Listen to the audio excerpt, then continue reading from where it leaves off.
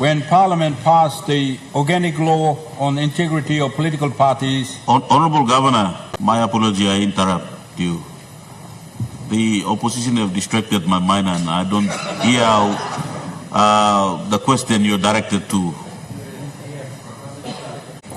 EXXON-Mobil makes annual payments of the development levy to the wellhead, the pipeline and the plant site provincial governments, and that these payments are calculated based on the previous year's prices. Mr. Deputy Speaker, I understand also that EXXON-Mobil makes these annual payments of the development levy and the royalties to the government of Papua New Guinea on the 30th day of January each year. Mr. Deputy Speaker, in this regard, I am reliably informed that the development levy for 2024 totaling 222 million hina for all the impacted provincial governments was transferred to the government of Papua New Guinea on January 30th, 2024. Central provincial government has not received its share of the development levy to date. When will the central provincial government get its share of the development levy?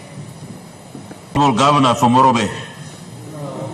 Mr. Deputy Speaker, thank you for giving me the leave to ask some question to the Honorable Prime Minister of this country.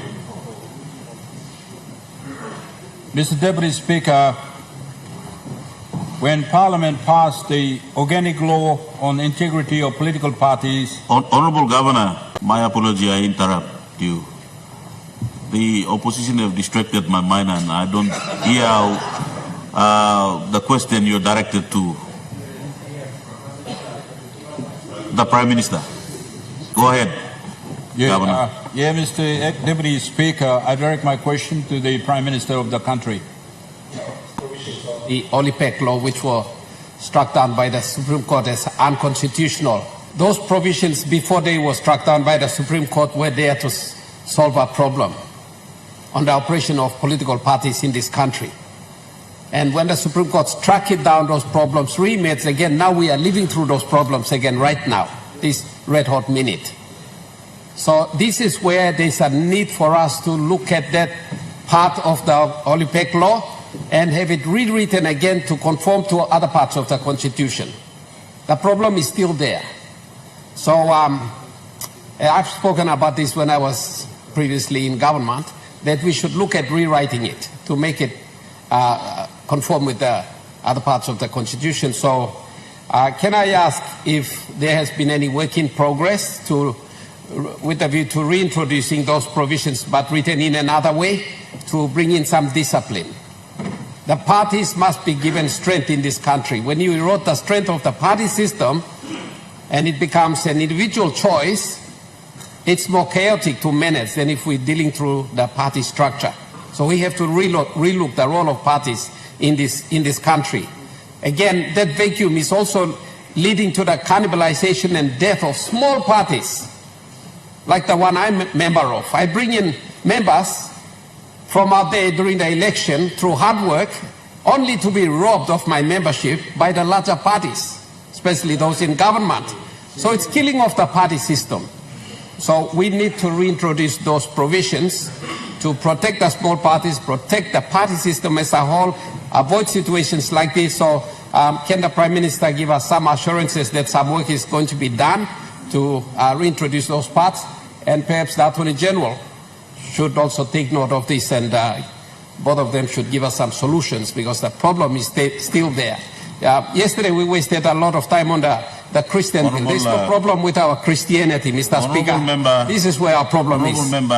Before the reform, Mr. Deputy Speaker, Central Bank Governor was the most powerful man running the economy of our country.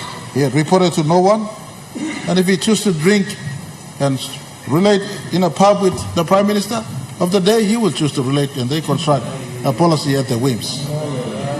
And so we made this little reform. We introduced this little reform at the recommendations of the Independent Advisory Group. Honorable Prime Minister, we have a point of order. This is a very important statement to the nation. The Prime Minister should be serious about what he's addressing because our people are listening.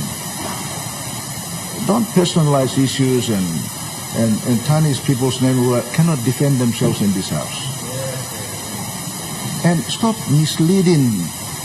making misleading statements such as artificially pegging the kina. No government in the history of this country has ever had a policy of artificial pegging of the kina. No government. You know very well that the monetary policy is a responsibility of the central bank independently. Only your government started interfering Honorable Member for Yellow Pangia. Just stick to the facts Honorable and Member. deliver a statement that a country deserves to hear from their Prime Minister. Honorable Member for Yellow Pangia, your point of order was in order as you. Point of order, Mr. Speaker. Point of order. Point of order. Mr. Acting Speaker, this is a very important statement that the Prime Minister has made on a 5-year tenure.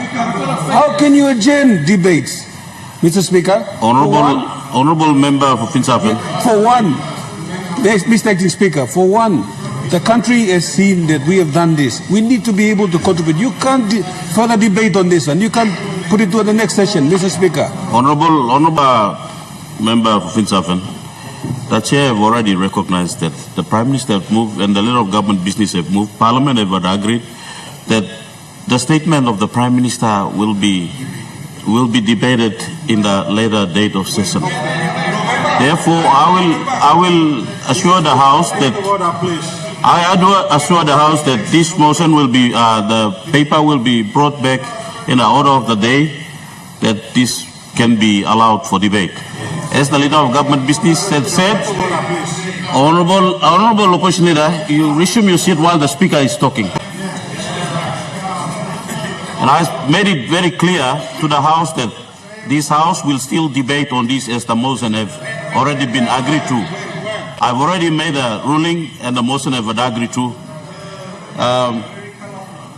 Honorable members, Leader of Government Business have moved that the Leader of Government Business.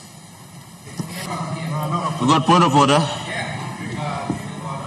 Yesterday, that the Wong motion is alive. Honorable Member for Abao, the motion here is to adjourn to Tuesday 4th, which it's not avoiding your vote of no confidence motion. We will still have the committee will still deliberate on this on Wednesday. Honorable Leader of Government Business, order.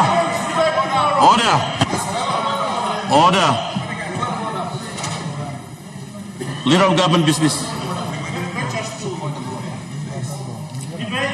Mr. Speaker, I move that the Parliament at this rising adjourn until Tuesday, 4th June 2024 at 10 o'clock a.m.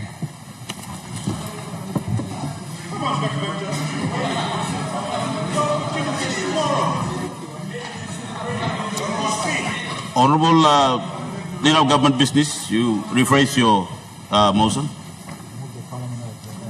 I move that Parliament adjourn till Tuesday, 4th at 10 a.m. The motion is that the question is that the motion be agreed to. Those in favor say aye. Those against say no. Aye, yes, have it. Honorable members, I now adjourn Parliament to Tuesday 4th at 10 o'clock a.m.